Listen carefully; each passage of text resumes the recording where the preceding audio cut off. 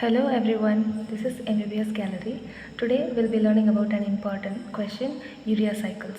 So the purpose of urea cycle is to eliminate an ammonia generated due to several metabolic reactions into eliminated as urea. So it is actually it is also known as a non-ethyl cycle, and it is discovered by Krebs-Henslet. So that's why it is also known as Krebs-Henslet urea cycles. So it occurs in mostly liver cells. In cell particularly, it occurs in two compartments, actually partly in mitochondria and partly in cytoplasm. Let us say about a few points in introductions. The urea cycle is the first metabolic pathway to be elucidated in 1932. The cycle was known as Krebs-Henslet urea cycle because discoveries after him.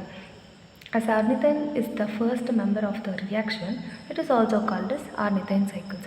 The site where they occur is partially in the mitochondria, partially in the cytoplasm. So it exhibits a good compartmentalizations and occurs in an organ called liver. Let us see about the regulation of urea cycles. The urea cycle is regulated by three means: 1. Course regulations, 2. Fine regulation, and 3. Compartmentalizations. Course regulations. Course regulation is actually a genetically controlled one which regulates the cycle by increasing the synthesis of urea cycle enzymes during starvation-like conditions. That is, it is a long-term regulation taking place during the starvations and increased catabolism of proteins. This is done at the genetic level by increasing the synthesis of urea cycle enzymes. Now let us see about the fine regulations. The fine regulation is actually helps in the increase in the rate of the urea cycle by means of a modifier, an inducer called N-acetyl glutamate NAC protein, which acts on the CPS1 enzymes. What is CPS? CPS is means carbamyl phosphate synthetase enzyme, which is an enzyme helps in the conversion of ammonia on combination with the carbon dioxide and water into an important compound, the first compound called carbamyl phosphate. So the crucial step is regulated by CPS1 enzymes.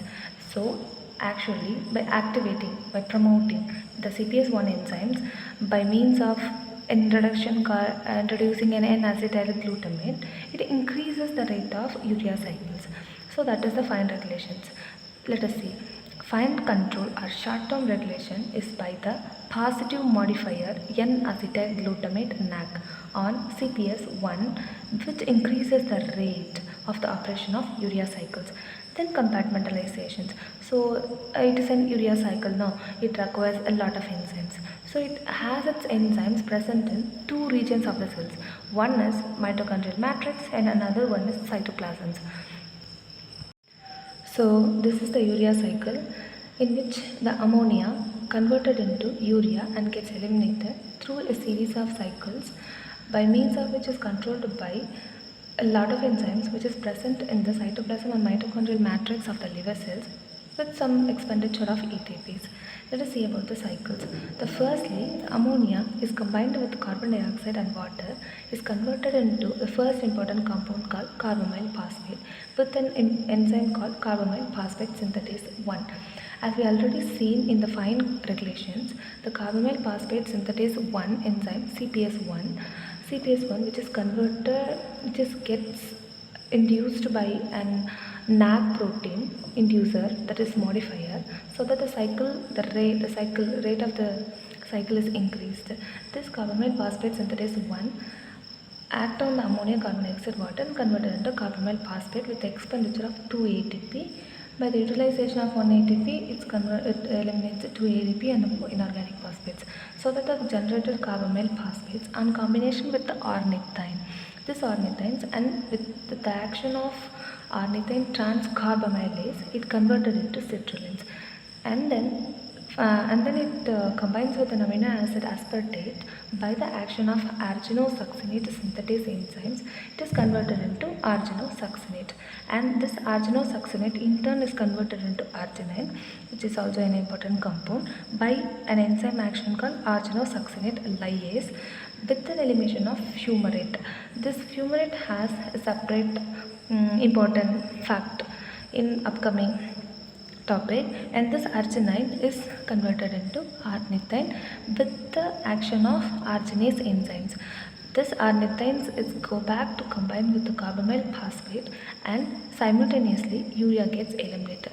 This urea is the final product which need to be eliminated from our body, or else it will lead to several metabolic related disorders.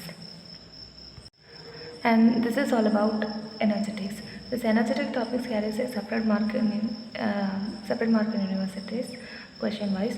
Then the urea cycle in simple way is ammonia, carbon dioxide plus aspartate is converted into urea and a fumarate with the help of lot of enzymes. So this fumarate is actually converted into malate, and the malate is converted into oxaloacetic acid.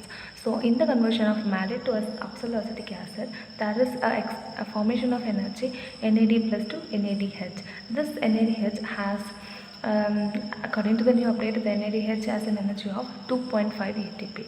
And first of all, we have to see that how much energy we had spent on the conversions of ammonia to the urea. First, in the first step itself, and the ammonia, carbon dioxide and water and converting into carbamyl phosphate, there is an expenditure of 2 ATP. And then the third step, while the citrulline formations, 1 ATP is utilized. So totally the 1 ATP is converted to AMP plus anorganic phosphates, and totally 2 ATP is utilized. So this 2 ATP and this 2 ATP, totally 4 ATP is actually utilized. But this fumarate in step 4, we are tend to generate an fumarate. This fumarate on converting into oxaloacetic acid produces 2.5 ATP. This is our income, this is our expenditure. So we had to spend only 1.5 ATP for the conversion of ammonia and the urea. So this is the total expenditure we had spent in the conversion of ammonia to urea. So finally, let us see about the clinical aspect. The urea cycle is all about the conversion of ammonia into urea. So there is a lot of intermediates in between the pathway.